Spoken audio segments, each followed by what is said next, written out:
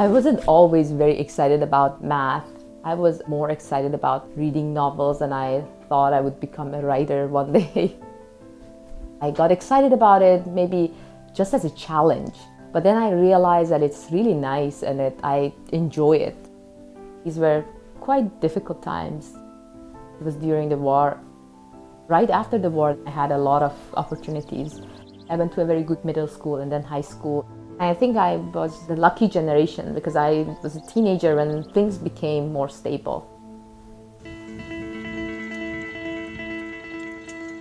My main interest is understanding structures you can put on a surface. There are different ways of looking at it. Either you have a surface with some additional geometric structures, or this kind of problems are related to understanding the space of such structures.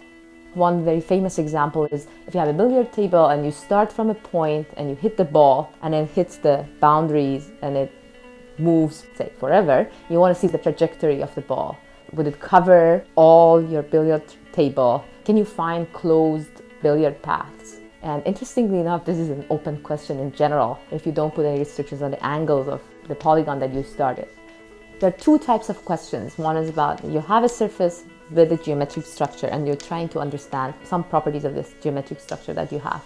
The other questions are related to you have a surface and you have a geometric structure and you start deforming this geometric structure, and then you want to see what kind of surfaces you would get. Some of the problems, like you know the properties of a generic surface, a random surface, but it's really hard to say something about a single given geometric structure on the surface. Some of the work that I've done with different collaborators shows that sometimes the surfaces are very similar to the ones of a generic surface. You can ask these questions about hyperbolic surfaces or these flat surfaces or different geometric structures. I think these problems are important because they are related to some other problems.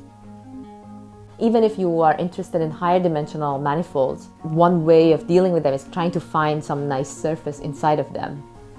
You end up learning a lot about other spaces and properties of other actions, so it gives you a lot of information. It's not only the question, but the way you try to solve it.